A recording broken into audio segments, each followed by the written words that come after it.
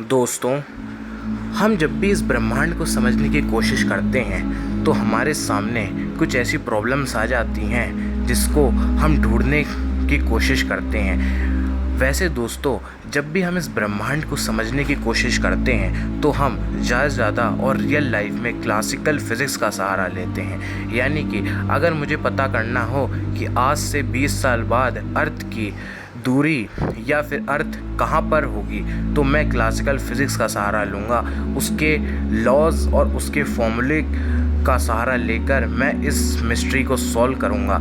लेकिन अगर जब हम सब एटॉमिक पार्टिकल्स की बात करते हैं यानी कि सूक्ष्म कणों की बात करते हैं तो वहाँ पर क्लासिकल फिज़िक्स काम नहीं करती। यानी कि दोस्तों, इस ब्रह्मांड को समझाने की आज हमारे पास दो फिज़िक्स की ब्रांच हैं, जो कि है क्लासिकल फ़िज़िक्स और एक है क्वांटम फ़िज़िक्स या क्वांटम मैकेनिक्स।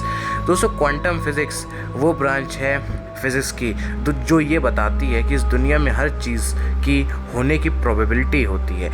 जैसे कि अगर आप एक बैग में 9 बॉल रखी हुई हैं जो कि रेड कलर की और एक बॉल ब्लैक कलर की रखी हुई है, अगर आप उन दोनों को एक बैग के अंदर बंद कर दो तो आप ये नहीं बता सकते कि जब आप उस बैग में से कोई भी बॉल निकालोगे तो वो रेड होगी या ब्लैक होगी। बस आप प्रोबेबिलिटी बता सकते हो कि हाई प्रोबेबिलिटी किसकी है। तो यहाँ पर हाई प्रोबेबिलिटी है रेड बॉल की, जो कि है 9/10, और ब्लैक बॉल की प्रोबेबिलिटी है 1/10। तो क्वांटम फिज़िक्स दोस्तों बताती है कि हर चीज़ प्रोबेबिलिटीज़ पे डिपेंड करता है। आप किसी भी चीज़ का परफेक्ट आंसर नहीं बता सकते कि यही चीज़ होगी। यानी कि ये हमारे यूनिवर्स को देखने का नज़रिया बदल देती है और ज़्यादातर साइंटिस्ट, ज़्यादातर फिजिसिस्ट यही मानते हैं कि क्वांटम फिज़िक्स को समझने पर ही हम इस दुनिया के जितने भी मिस्ट्रीज़ हैं उसको सॉल्व कर सकते हैं। तो दोस्तों, जब क्वांटम फिज़िक्स अपनी शुरुआत में थी तो हमें पता चला क्वांटम सुपरपोजिशन के बारे में।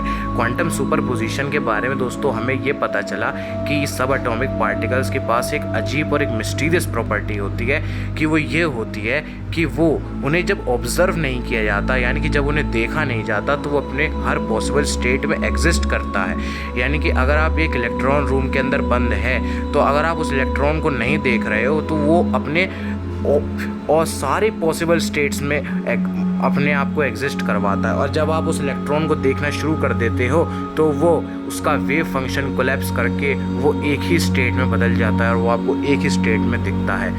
तो दोस्तों, ये है क्वांटम सुपरपोजिशन।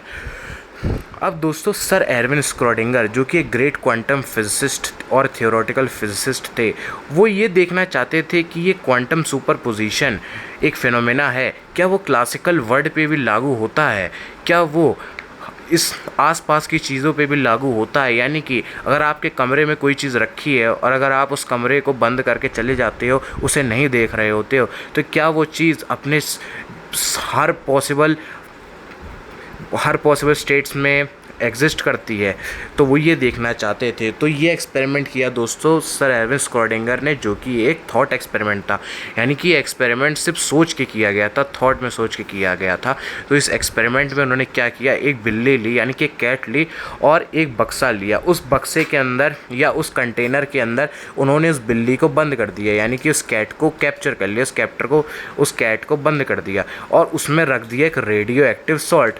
और उस रेडियो एक्टिव सॉल्ट के डीके होने के चांसेस 50% थे और ना डीके के होने के चांसेस 50% थे। और उसके अंदर रखी थी एक पॉइजनस गैस, और उसके अंदर एक हैमर रखा था और एक रखा था दोस्तों डिटेक्टर। डिटेक्टर का काम ये था कि अगर रेडियो एक्टिव डीके होता है तो वो प्रोसेसर उसे डिटेक्टर जो था वो उसे डिटेक्ट कर लेगा और फिर वो हैमर को नीचे गिरा के उस पॉइजनस गैस का कंटेनर को तोड़ देगा, जो कि ग्लास का बना हुआ था, और पॉइजनस गैस बाहर आ जाएगी और कैट की मृत्यु हो जाएगी, यानी कि कैट मर जाएगी। अब जब दोस्तों इसको किया गया सो दोस्तों उसके जो रिज़ल्ट थे वो काफ़ी मिस्टीरियस थे। दोस्तों, जब उस कैट को बंद किया गया सो दोस्तों वो जो कैट थी, जब उसे ओपन किया गया तो वो कैट उसकी डेथ हो चुकी थी, यानी कि वो कैट मर गई थी। लेकिन दोस्तों, ये पूरा एक्सपेरिमेंट किया गया था मैनी वर्ड थ्योरी को सही मानते हुए। दोस्तों मैनी वर्ड थ्योरी ये कहती है कि इस दुनिया में जो भी कुछ आप सोच सकते हो वो कहीं ना कहीं इस ब्रह्मांड के किसी न किसी कोने में हो रहा होता है।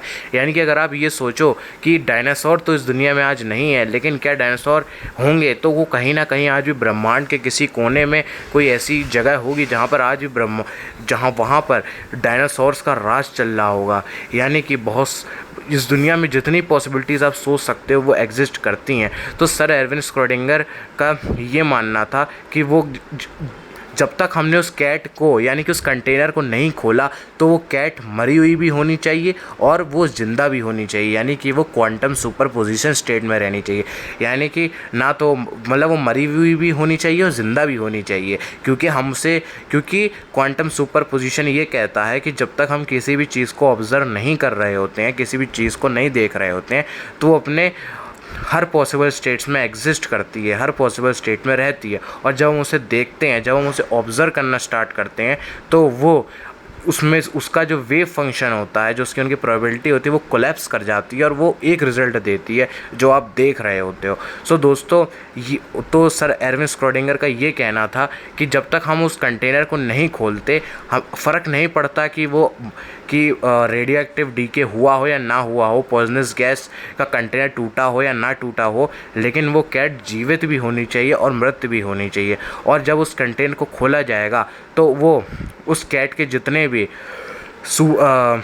उसके पॉसिबल स्टेट्स थे, जितने वो रह सकती थी, उसका पॉसिबल स्टेट्स दोस्तों कोलैप्स कर जाएगा और उसका वेव फंक्शन कोलैप्स कर जाएगा और हमें उसका एक रिज़ल्ट दिख जाएगा।